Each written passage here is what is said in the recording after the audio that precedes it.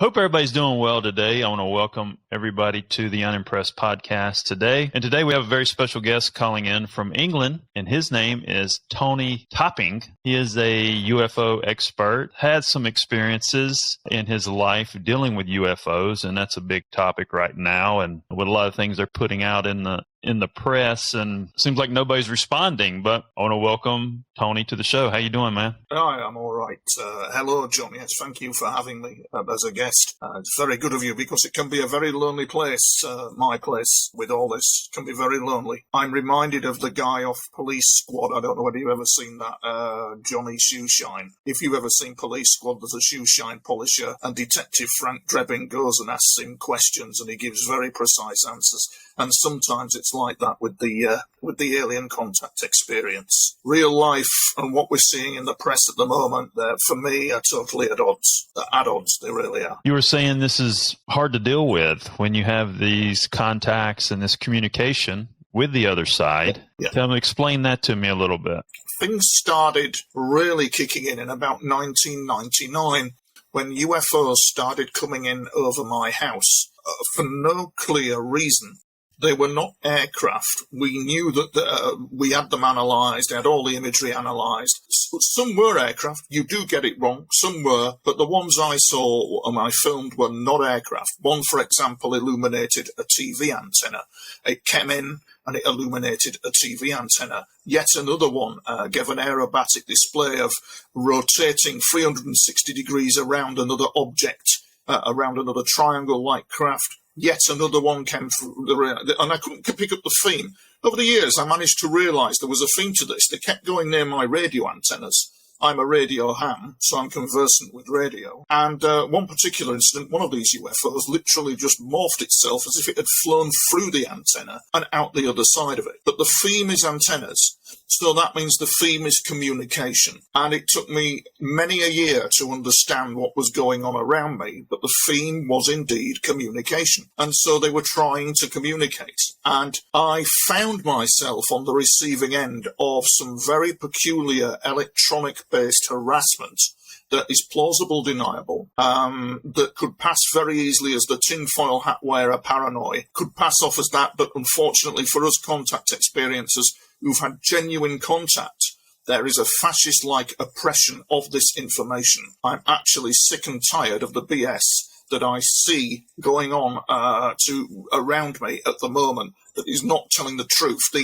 The public are being lied to, and it's very nefarious. And I would suggest that it also blends at some little level with the esoteric, the occult, and the biblical all at the same time. This I witnessed because I nearly was abducted by some ET, and we had a divine intervention incident occur. I was left in no doubt as to the presence of the divine around us, like, as you said earlier, some sort of computer simulation. So I've been followed by unmarked helicopters. I've been followed by people. It's all been very bizarre. Then it started to happen in about 2014 when those behind the UFOs started to reveal themselves. And it was absolutely unbelievable. I remember the vision quite well. It was a blonde, blue-eyed gentleman with blonde hair, blue eyes. He was what we would call a Nordic ET. They are from the Andromeda system. And he was leaving me in no doubt that they were communicating a doomsday warning of some description. And so this theme of being warned, not invaded, keeps surfacing. Warning, again and again and again. Not invading us, warning us. The invasion is a complex matter altogether, which we can get into, in my opinion. But they seem to be warning. They're very advanced. They're very learned. And when the going got tough, they started to appear, and I was left absolutely staggered with what I witnessed. The look of this guy, you said he was pale skin, blue eyes? Yeah, Scandinavian, but you're left in no doubt as to them being not human. And for a split second, John, you think, my God, they're real. We're being lied to. I can't get my head around it. You never can get your head around what they look like. Now, was his energy good? Yes, absolutely. What people don't know, what they're omitting to tell you from this narrative in the media is what concerns aliens isn't humans, it's the actions of aliens. Strange but true. And it is as if the actions of one is monitored by the other. And I would hazard a guess that it's like an alien Cold War, where you've got the alien NATO and the alien Russia. It's kind of like that, it appears. I don't think everything's rosy in the garden, but this was a definite warning and has been repeated time and time again. And when the incident happened to me of this warning incident, in my book, I've got the art for it, I, Alien, Memoirs of a UFO Spy. And in that book is the art of the doomsday clocks that was shown, the image of him, the actual images of the nuclear conflict and the symbolic symbolism of some sort of divine intervention taking place. It was spiritual as well as alien. When he was speaking, he wasn't speaking to me, he was speaking to someone else. Hence, in my book, I write of a communication network that they established called ESCOVs. And so to go from that to, at age 10 in Yorkshire, walking down the street with a pram of scrap because my parents were broke and we lived in a house with no bathroom, no heating.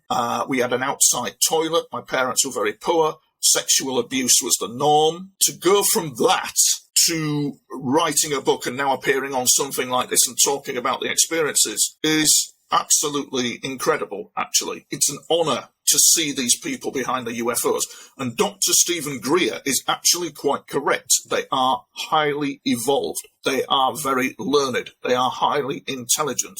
But not all of them are peace and light. There is a thinking in the Dr. Greer camp that all of them are, but they're not. And that links closely with the demonic because the American Defense Intelligence Agency in the 1950s were closely monitoring the demonic components of the UFO phenomena. And I know that I've been speaking for my book. I spoke to somebody called Pastor Ray Boesch. Highly recommend him. And he was approached by officers from the DIA who were trying to get their head around the fact that there could be a demonic component to this kind of situation with the UFO phenomena, of which it appears there is, and it's as if the higher beings involved in all this are actually aware of it, and so mankind is really caught in the middle. It really is. That's the staggering thing about it. You know, it's funny you say that about, and you say they're Nordic type alien, right? The energy is good. As I evolved with my stuff and my sensitivities, like I'm able to feel things, I'm able to see things 6 months down the road, 12 months down the road, and the information I'm getting hasn't been wrong. So when I get around certain people, when I get around indigenous people, and one thing that stood out to me, when I get around these fair-skinned, blue-eyed people, you know, humans here on Earth, they're fair-skinned, blue eyes, and everybody else when I get around people, the hand starts going. It's indigenous people, but I was trying to wonder why this was happening with this fair-skinned, blue-eyed type of people when I get around them. So that's very, very interesting. And to speak to your history, in the comedy business, I've built comedians. I built the fastest rising comedian in America, and I brought I brought 7 families out of the trailer park. You know, and these families have been in the trailer park for years and years and years. If you had one side of the fence, we'll say one side of the fence against the other side of the fence, and this one side of the fence sees these people that have these natural abilities, and let's say we're 1000 AD, wherever it was, and you cast these people out of town. You're wrong. You put them in a bad area. And then as time goes on, this bloodline, ancestral bloodline lineage is perpetuated over and over and over in these poor communities because of these great talents. And now I'm seeing a lot of naturally talented people coming out of poor communities for some odd reason, you know, and they're kind of like short-circuited in a way, but that's just a rationale and thought process based on what you're saying with your life and your ancestral lineage. It's absolutely correct. There is an ancestral lineage thing, which appears to be strangely... my first vision was at age 2, when I was... my first paranormal vision happened at age 2, and believe it or not, it was a Lord Ganesh type vision. Oddly enough, I did a bit of digging around into that bloodline and found it absolutely incredible that bloodline is actually there in India, and some of them are very high up in the medical profession. And I've forgotten how I did it, John, because it was years ago, but I did have a dig around on that. So there's this kind of... Yes, there is a lineage going on. It is related to that as well. Hence all the extreme paranormal activity that I'm getting. And that does make perfect sense. And yes, indeed, that's a factor. actually, but it took me years and years to work it out. In this position, nobody's really helping you, but they are. Only the other day an interaction happened, which was absolutely mind-blowing. And it centres around an interaction. It's linked. So what happened to me was I was having these constant experiences while being targeted by the MK Ultra stuff. Quite correct with the unacknowledged special access projects. There is corruption there. And people who have contact with those in the UFOs in a peaceful way, they are corrupted. They are abused by technology. The population, even the government, the elected governments, couldn't probably get the head around the brutality of it. But it is there, it is present. And so contact experiences like myself, we stick our head above the parapet and we can really get some grief over it. But I'm steadfast in my, I'm steadfast in what happened to me in my foundation. But I'm a better man because of it, John. I looked after my mother for 8 years with dementia. I was the loneliest man in the world because I used to lift her out of bed when she used to urinate herself, change her bed, get her back in again. I used to do all sorts because she was incontinent. It was heartbreaking. And in that same year, in 2018, when my mother died, I lost the house I'd lived in Yorkshire, had to move to Southport and have major hernia surgery all in the same year because the hernia I had, the surgeon suspected it was going gangrene because it had been months of neglect with it. I hadn't bothered because I'd been busy looking after my mother. And then I moved to Southport and I was a broken man, John, an absolutely shattered and broken man. But the UFOs still kept coming, and on this particular day when I was suffering exhaustion like you wouldn't believe, I saw this pink triangle, this 3 pink lights, a UFO triangle craft coming over me, and then across the shoreline there was like this bright white light going from left to right. I'll never forget it. And the exhaustion was lifted from me. A few days later they revealed who they were, and once again when you see them you think, I'm being lied to. They're real, they're here, they're evolved. This beautiful woman, bald head, you'd like her, John, because she had this real spiritual vibe about her. It was beautiful. The energy was just beautiful. But hang on a minute, we're being invaded by them, so it doesn't make sense. So what I saw did not tally with what's in the media at the moment. They're highly evolved. She said that she was from Arcturus, but what is fascinating about this is that she's actually from Bootes constellation, and the man to zone in on that was Edgar Cayce, who also knew they were from that area as well, which I find absolutely mind-blowing. And I was smitten with her. I'll never forget the interaction I had, and I know that they're there, and they appeared yet again the other day, years later. Actually, they appeared a few days after the loss of my mother. So my mother died, I think, on March the 17th, and they were here. They were there again. They came to say hello the other day. It was mind-blowing. It's sacred to me, John. I'll never forget it. They were there. They spoke. I'm not going to say what they said because we, as contact experiencers, are not as free as we'd like to think we are to come out with all this stuff. We have to be careful, and that's a shame. But there is a UFO cover-up for all the wrong reasons. It's fascist, and I think elements of the USG should hang its head in shame over what's gone on. I know I've witnessed You think it's fear? What, fear of fear? It's fear. Sometimes you got to understand where the percentages started. You know, wherever a percentage starts, and you got to back down to that. All right, back down to that percentage where things started. But a lot of times, I don't think you can fault some of the decision makers in the middle because they're going off a narrative that they believe to be true, you know, and I think that if we can back things down and not live in these absolutes and try to explain the details to some extent, I think there might be a better understanding, if you will. Yeah. Yes, I think so. So what they've done is they've used the narrative of we're being invaded in order to cover up their desire for technological acquisition, and this is where it all went foobar. So they've gone in for this narrative of we're being invaded, and then they've also, not only that, they're desiring technological acquisition from extraterrestrials. And that's what they've got, except it hasn't gone according to plan, and this lie is perpetuated through the media. What they're doing and what's going on are two different things, and there's only a limit where I can go, John, and talk about it. I've touched the limit now of how far I can get into that. But I've seen it. It was pointed out to me by these highly evolved beings. of what is going on, and time again they keep warning, not invading. And it would be very difficult to invade Earth, an alien race invading Earth. It would be very difficult to do because it's kind of like a civilization trying to invade us would be policed. There's like a governance out there in the universe. And I was told by them, I get mind blown with it, John, but I was told 12 civilizations in the Milky Way, about 50 groups in total. I know Clifford Stone, he used to say there was 57. That's what I was told. I always had a caveat to it. Is it the military larking around with some mind-invasive stuff? But this was too spiritual. This was something else. This woman was just, oh my God, it was amazing. The biggest battle is the bloodline, is it not? Yes, that's correct. You're talking about the demonic there, are you, John?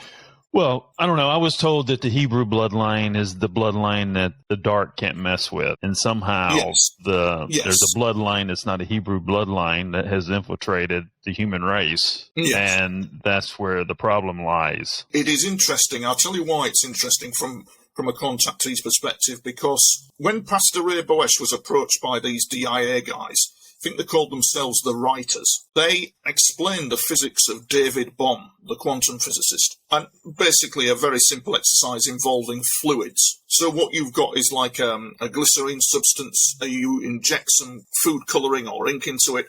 You would rotate that glycerine and the ink would just disappear. Then you rotate it back again and the ink reappears.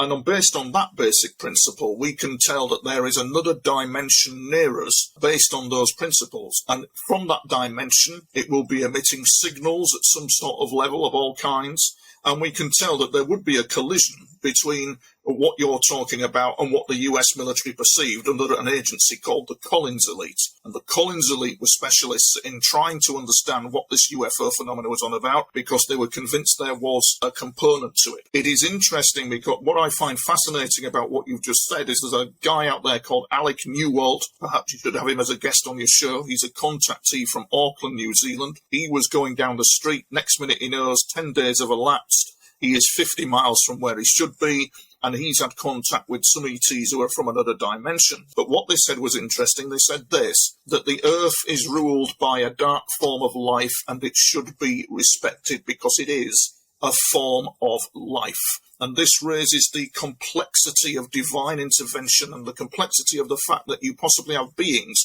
very close to us in another domain that can be affected by kind of like the Hebrew stuff, the divine intervention. They can be affected by this. And this is complex.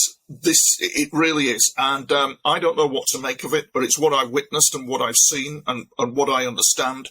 I know there is a divine power out there. I know because it saved my life when I was nearly abducted by unfriendly natives, shall we say. It was unbelievable. I felt I was being pushed backwards in time, or rather the whole living room was being pushed backwards. You're not prepared for that in any of the books. You're not prepared when they stand in front of you, these ET, and the reality around you is getting warped to time. And being pushed backwards, and then all of a sudden the presence of divine intervention comes into the room. It was unbelievable. Its presence was absolutely incredible. And I think it's responsible for saving. It was unbelievable. And this thing, what it was doing, it scarpered. Well, it didn't scarper.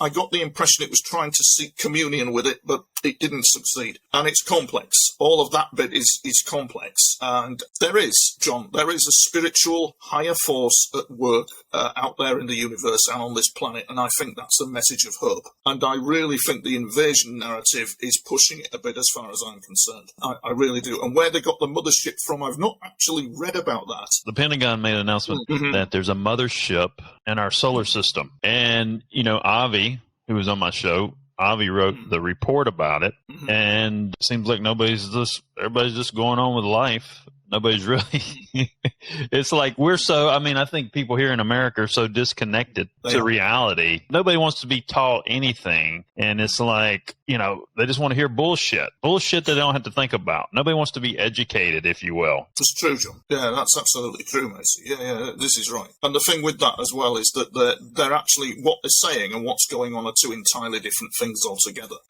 Most definitely. So, for example, they're not telling you. I thought they were going to disclose about the fact that aliens are routinely using our oceans as bases, that if they opened the hailing frequencies, they might learn something from them. the technological advancements that could be offered to humanity are there. But because we're under a fascist rule, that has restricted humanity, and definitely the perception of aliens. I mean, a random look on TikTok and you'll see the aliens are communicating, they're moving us to the next dimension. In real life, they're arm's length with the human race. They keep a distance. They're coming in and out of our oceans and keeping us at arm's length and watching our nuclear capabilities very closely, because they don't want that lot out in the universe. They don't want that destruction out in the universe. Equally, what is fascinating is I've reason to believe that aliens talk to each other. These things in the sky are talking to each other, and they fly around with permission. I don't quite understand, but this is a vast kind of caper comedy in the skies above us, a reality that's completely missing from our society. And the best they can come up with is a mothership is coming near us or we're being invaded. It's very disappointing. I was thinking about that before you came on the show. I was like, let me ask him about the title. You know, if you think about the word alien and you think about the word UFO, it kind of creates a mental defense just by the name. Yes. It's an assumption of defense instead of maybe ancients, ancient people that have evolved outside of our race, and making it more of a welcoming type of title. First of all, it starts with the title, and then whatever narrative you can create with that in a different light, if you will. Why do we call them UFOs? Exactly, John. Unidentified flying objects, UAP, unidentified aerial phenomena. None dare call it alien. We do not know what they are, but we do actually. Did you know? I mean, the narrative of we don't, and then they've changed that from we do not know what they are to we don't know their intention. Well, yes, they do, because they've actually had contact and are keeping it quiet. They are not going to tell the world if they've had contact with ET, and I'm getting into quite a grey area now. But it's unbelievable.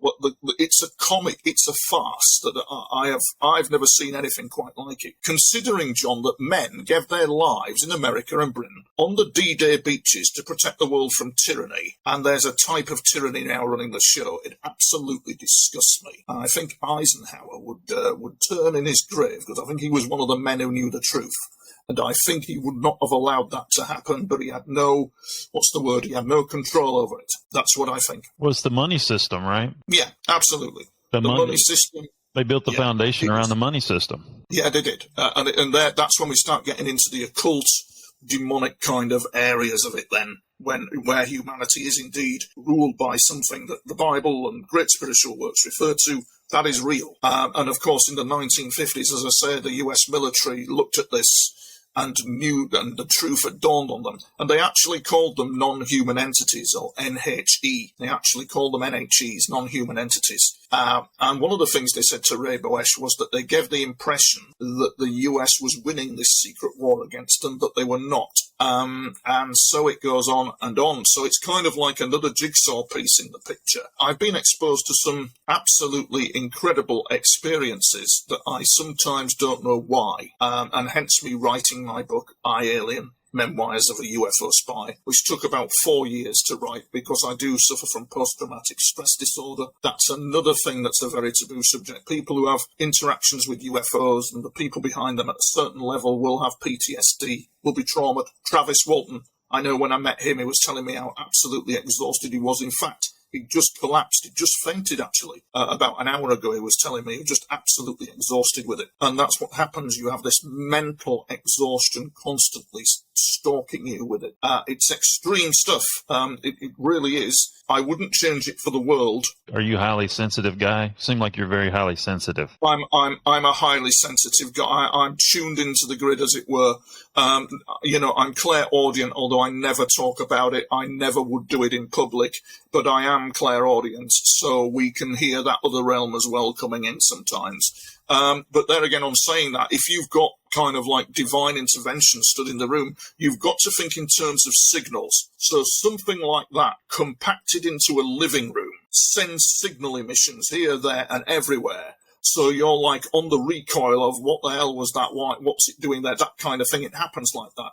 that we're not alone in the universe, that is for sure. And I definitely know what interested me as well during the course of writing this book was the incidents with the humans in the parallel. And what fascinated me with that, John, was there's no esoteric or occult reference to them, but they're there. So you've got another version of humanity in a parallel universe to us where things are a little different. As I understand it, they class themselves as an alien civilization, but they look like us. It's one of the most secretive things that nobody seems to talk about. It's like Man in the High Castle is real. It staggered me.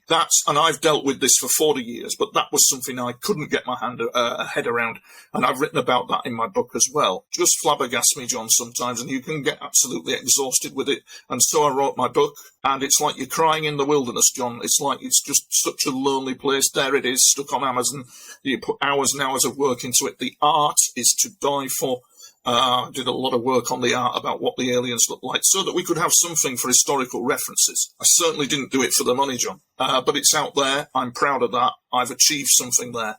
I've achieved it because I had the PTSD condition. It's really quite unpleasant, but I managed to do it. And as a friend said the other day, look over your shoulder, see how far you've come. And he's quite right. He said, you got the book done, and that's what matters. And it is what matters. So I'm very proud of that. Yeah. The fear is what creates the defense, right? But for some reason, I have this intuition that their energy is really, the dark energy is really not as strong as they think they are. You know, if you can see through that bullshit, it's not a big deal. I don't know how to put it into words, but it's like divine intervention is, according to the ET, is a lot of power coming in. It's an energy, and I'm saying the dark side. What I'm saying is, fear. The dark side drives things by fear. Yes. But I feel like when people practice that or whatever it is, the energy to me is very weak. Someone normal that may not have this intuition and this divine deal going on, it probably is a little different, but I get where you're coming from, John. Yes. You understand what I'm saying? Yeah, I do. In fact, John, actually, communication with the divine of the universe, like what you were contacting earlier, would make the ET, UFOs, and the darkness but a sideshow, but a spectator when you're dealing with that. Just mind blowing. But that's what I feel, and to have faith in that, because all the great spiritual works do tell of dealing with the occult as being a path to nowhere, which it is, of being actually a path to insanity, which it certainly is. I know I've been there, and I've dealt with the occult, and I've cast spells, and I've done all that BS. And really, it's not good. It's a road to nowhere. Did you fall into that depression in your life? Yes. Where you had to pull yourself out of that? Yeah. I was severely depressed. I had a lot of abuse going on and a lot of regular beatings at school because, John, we lived in a house that was squalid. You were supporting a lot of thought processes that I've had. Yeah. And when I talk about fear and darkness, that is very weak, in my opinion, but for some reason, the darkness that will not show themselves to me. I do everything by feel, right? I can feel everything. I can feel somebody's in the room. I can feel it. Yeah. I know when someone else is here, but they will not show themselves to me. Mm-hmm. And I don't know why. That's interesting. That's interesting. Perhaps you do have powerful energies. I know that I've seen it. I wouldn't wish for it, John, because you might get what you wish for. But I've seen it. And it's not a pleasant sight. In fact, it's absolutely, I just step back in amazement, really, at what the great spiritual works are saying, because it's absolutely true. And I never thought that, but it seems to point to that. And yes, it's a real force. I can't articulate it, John. I can't put it into words. But it's on the theme of a form of life. But the thing is that this form of life shows no respect to the human race. And I don't get that bit. It's there, and it has to be handled with respect. I had interactions, as I read in my book, I had interaction with it where it looked like something out of a Lord of the Rings movie in Dreamtime. This bloody thing coming up to me, galloping to me. Oh, my word, it stank of centuries. The entity just was unreal. Have you ever smelled like wood, like a wood burning? Yeah. We've done all that. Yeah. Yes. You know what I'm saying? It almost is because I'll tell you a little experience I had. I went into this bar. I'm in Charleston, South Carolina. A lot of history here, a lot of energy here. And I went into this bar and I could smell like this very cedar type wood burning that I'd never smelt in this bar before. And I didn't think nothing of it. And then this friend of mine that was with me can see stuff. So this entity followed me home, right? Tall, but he wouldn't show his face, but he was like 7 foot tall. Wouldn't show his face. I did a ritual, a ceremony, and did some stuff, and I got rid of him. But when I went back to that bar, that smell wasn't there. Right. So I think those things you're talking about have approached me, but I've been able to recognize it and done what I have to get rid of it. Yeah, that makes sense, John. The realization, I think, comes from if you take a prompt from the US Project Stargate system project, Ingo Swann and his work Signal from Noise, where they reached a conclusion that remote viewing was not psychic ability, it was management of the subconscious mind. And this is the thing, the management of the subconscious mind can manifest and change reality. In other words, we are signal processors of the divinity. In other words, we actually have no need for the occult because we are signal processors in our own right. That's where the power lies.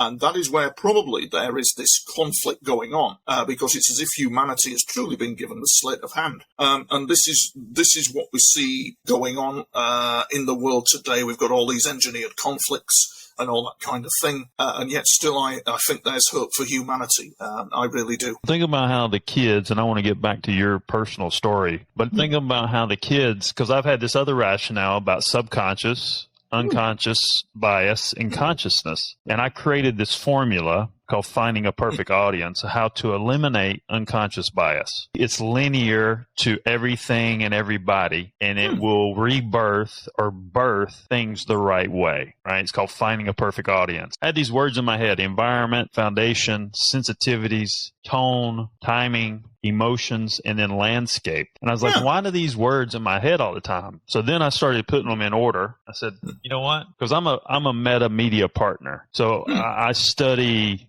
social media is basically sensitivities, and I study human behavior every day through social media. So I created this thing. The first phase is environment, foundation, sensitivities, right? So if you assess your environment and you understand how to communicate the right way, right? And I'm doing, think of this in a content way.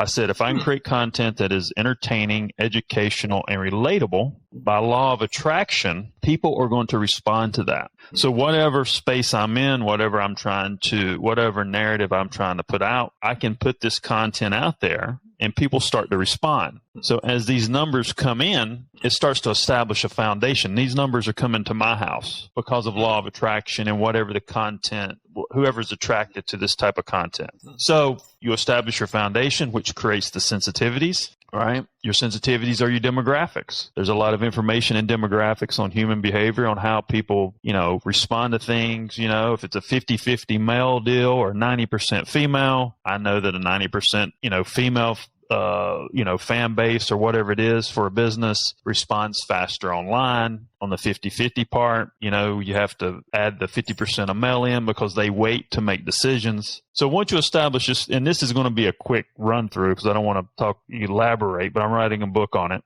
And then you go to the next phase is tone and timing. You've established your foundation the right way. You've created the right sensitivities, and then you're communicating with tone. And tone is when in life, you hang out with people, they're usually your friends. They have a very similar tone. And then the timing of that, the timing is when you communicate and how you communicate. So, and tone also is you're communicating to your current friends and potential new friends. And the timing gives you the choice when and how to communicate the right way. Because certain humans are going to communicate at certain times, right? Then we get to, if we've done phase 1 and phase 2 right, we get to emotions. This is where the juggernaut of the universe is, where, this is where all the mistakes happen. So if we isolate emotions and look at that and say, hey, let's not have a knee-jerk reaction. Let's digest this information and use this information as our micro fixes to improve process 1 and 2. But you don't want to get off the road just because you had an emotional response from someone that's responding to the content, or you make a bad decision in life, because what happens, what I found when people people get to the emotional part in life is most people are hollow inside and they haven't established the right foundation, right? So they have these knee-jerk reactions because they have no confidence in who they are. And I can simulate that with content. And then the last thing is, landscape. That's when you become fully functional, have full functionality, in life, and you have a pattern that works for you that you finesse to this age you are in life is full functionality. So I've set this up with content, but this is linear to everything and everybody. And it could reset every business. It would eliminate marketing because it's all data driven, because marketing is emotional. I think marketing is reactionary. Data is precise. Thinking about that with kids, and you talk about how kids are programmed,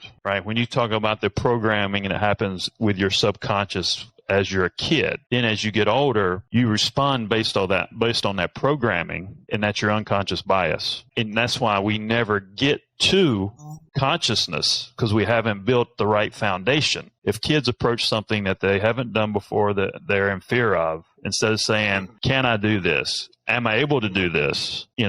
The thought process should be taught in the kids, I can do this. I will be successful, and start that perpetuation of success. You change humanity. If you start at an early age, programming the subconscious properly. And I've read 2 books. I've read half the Bible and How to Be a Millionaire.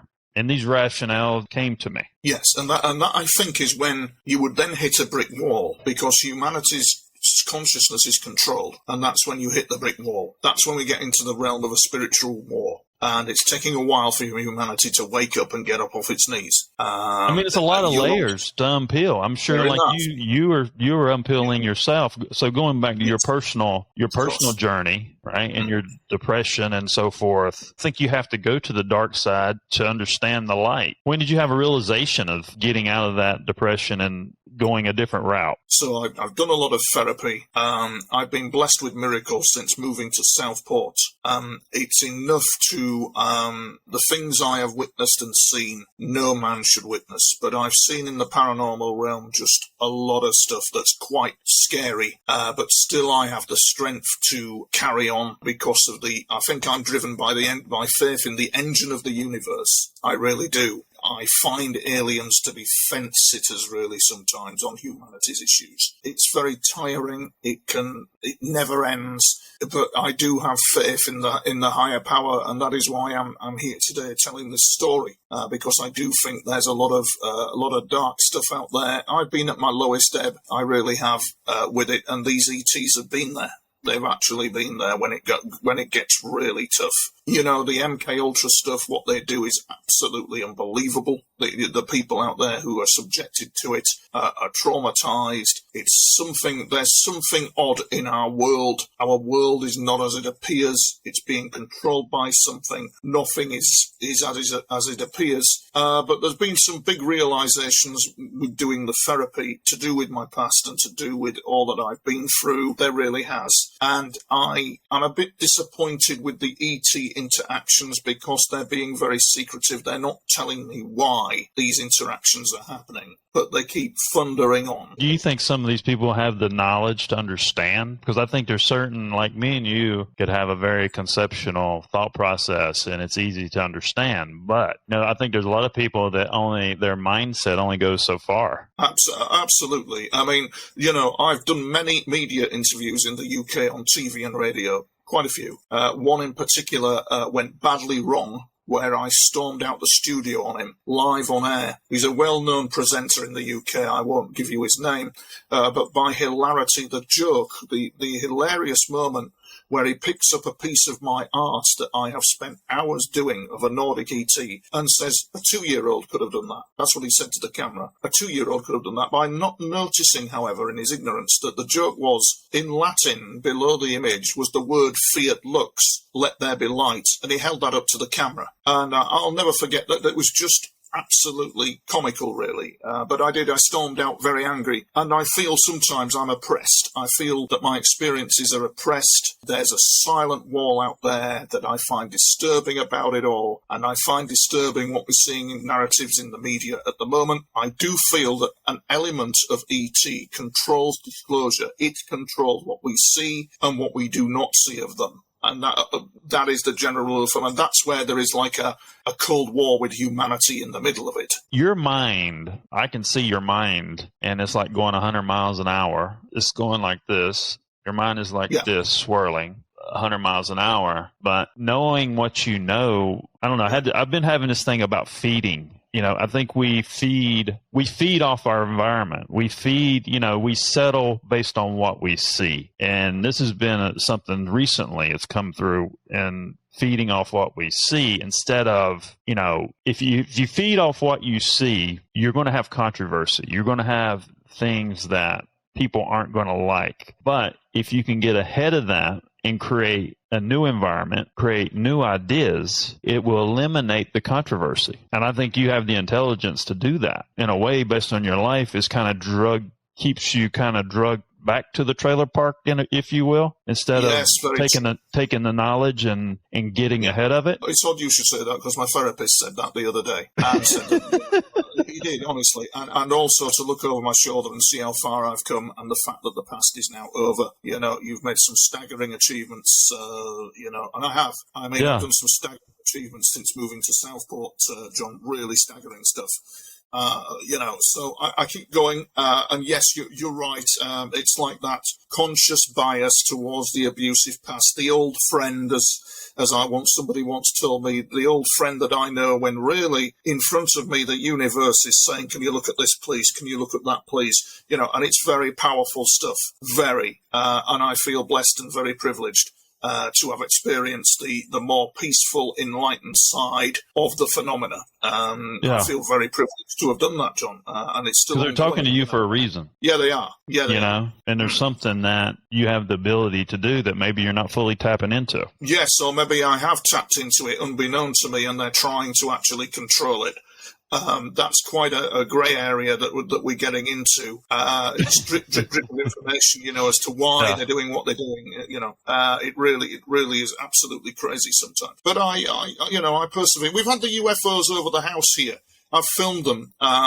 Definitely. I mean, one of them was featured on one of the major TV channels here in the UK. One of the UFOs that I filmed. And they are. They tell me that they are from another dimension, and they tell me that they use water in that dimension like they would use water on Earth, hence them having bases here. Their technology is very advanced, and they're maritime, they're from the sea, this particular element of it. And it's just fascinating to see it all happen. And that's what they say, and I believe that the area what I'm filming in may be sacred ground. They may be actually protecting something sacred. There's a lot of people in Southport here in the UK who are very switched on to all this, and they believe that to be correct. We know that it's not a plane. We know that we've not filmed planes. As I said, there's been a couple of occasions where I've got it wrong and filmed a plane, filmed a satellite, even filmed the moon, but on the whole, the majority of the UFO footage is held up, which I'm very proud of. And all I need now, John, is for them to come in with a light show. And there you go. Seals the deal, doesn't it? I'd like to write my book, which I've done. I want to get a movie done now from the book. And then I think I'll retire, John. I think I'll think about retiring from it all, because it's been a harrowing journey, and it's not a peaceful path.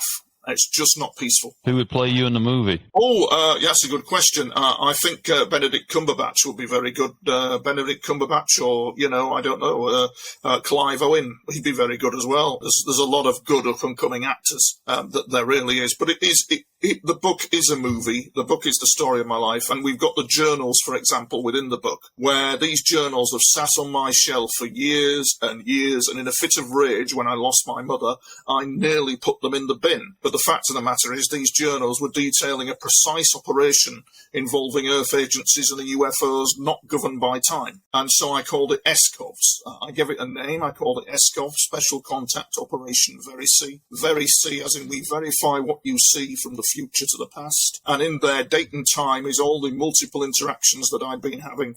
You're an engineer. So to say again? You're an engineer. That's very. You know what, You're an John? engineer.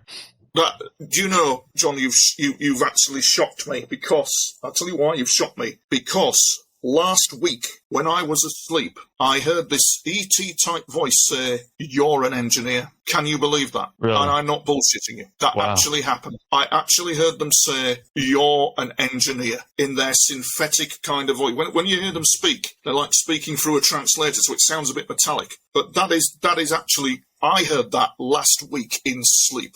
You're an engineer. And I thought, what the bloody hell is that all about? And then you've just come out with it now. But they'll do that. They'll do little markers in time to show their presence. Like, for example, on a radio show when I was interviewing someone, a guy comes on a link like this. It wasn't Riverside, it was another platform. And you heard him say peace, the word peace. But there's only me and the guest there. And I don't know how it could have happened, but he's on the audio track. Yes, that actually happened last week. I'm pretty dialed in for some reason. Haven't you? But yeah.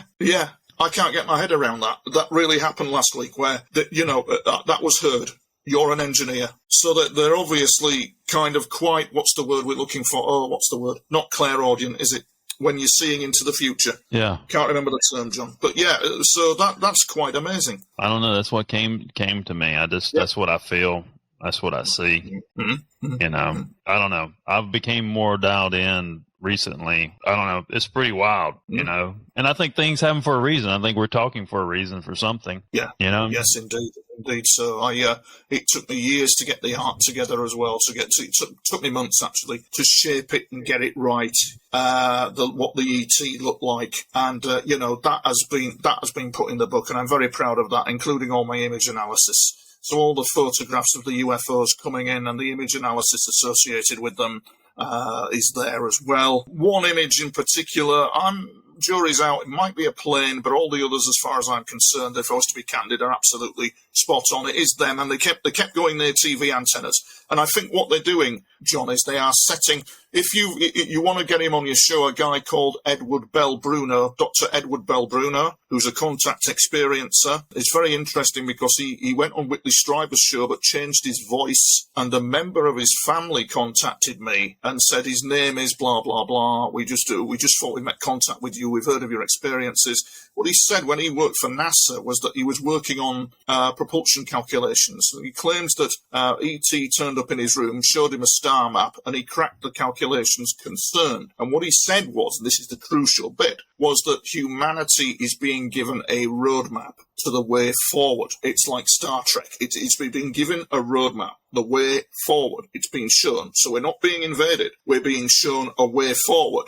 But the overarching umbrella is fascism. There's a fascist element to the UFO cover-up, and I detest it. And it happened after World War II, and I think Operation Paperclip has got a lot to answer for in that area. This is from what those in the skies above have been hinting at and telling me. So there you go, John. You know, that appears to be the thing. You just need more confidence. You reckon? Yeah, you're right. You need more confidence. Yeah, right. That's it. I think you just need more confidence. I think that you're probably a lot smarter than most of the people around you. And I am. And, there's something to that, and I think that if you go on the first 10 seconds of instinct and whatever you do, that'll be the right path. But when you start second guessing that instinct, that's when you stay where you're at. Yeah, well, we've got the guys from Project Stargate to thank for that signal from noise. The signal kicks in 10 seconds, the intuitive, the subconscious is open to the signal, and then 10 seconds in, the noise, that what they call the analytical overlay,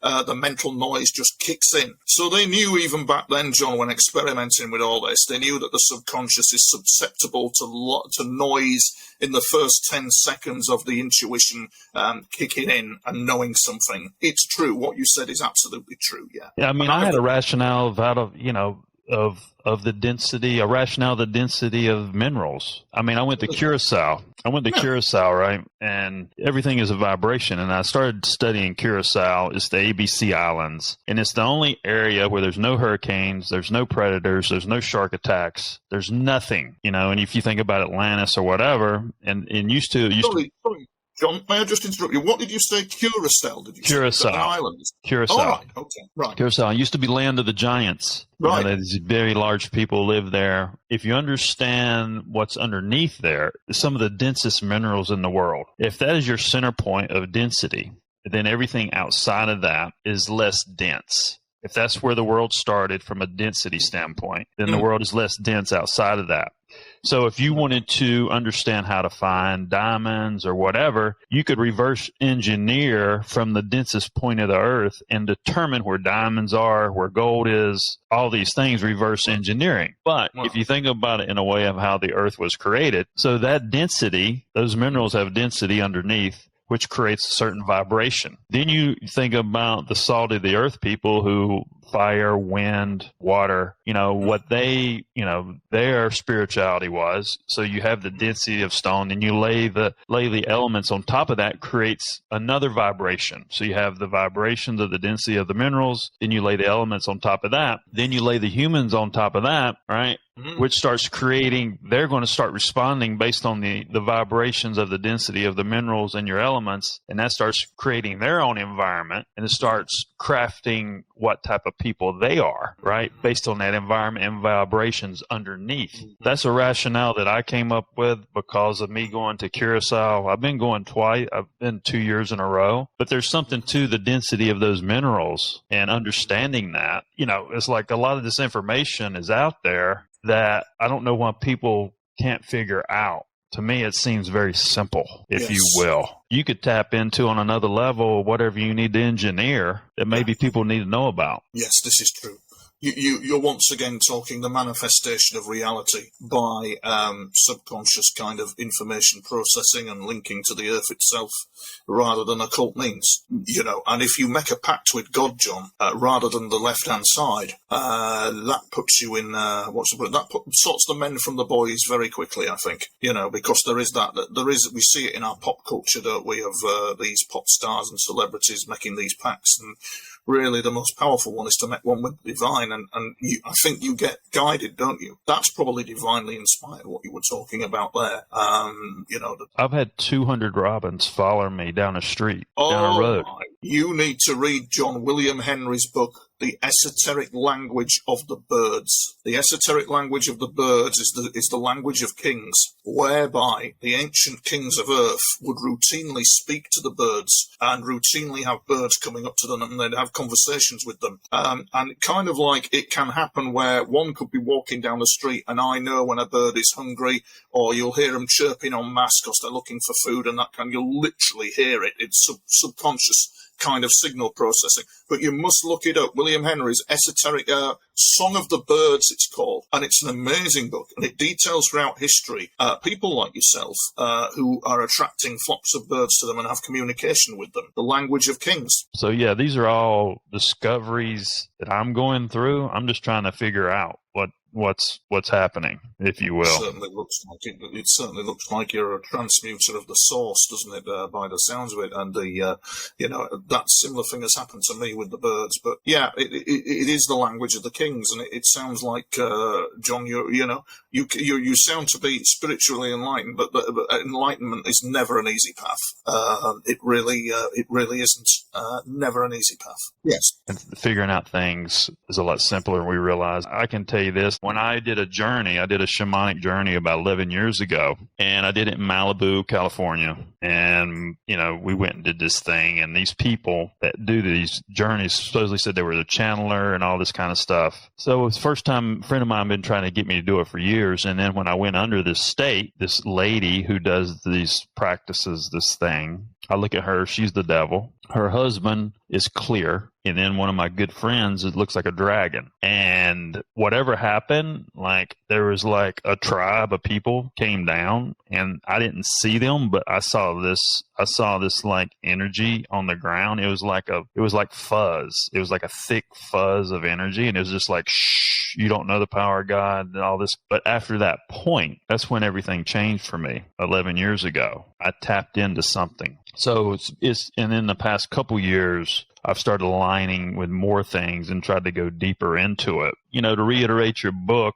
Yes, it's called The I Alien. Memoirs of a UFO Spy. I, Alien? Yes, I, Alien. Memoirs of a UFO Spy. I'm very proud of it. It is available on Amazon and all the other good books platforms. We're getting the audiobooks sorted out. That'll be out as well. And I'm very proud of it, John. Very proud of it indeed. And it sums up the paranormal incidents that I had as being part of an intelligence asset for something wider, for something bigger. Like how can I put it? Like a walking server of the paranormal, like a telescope, a radio telescope.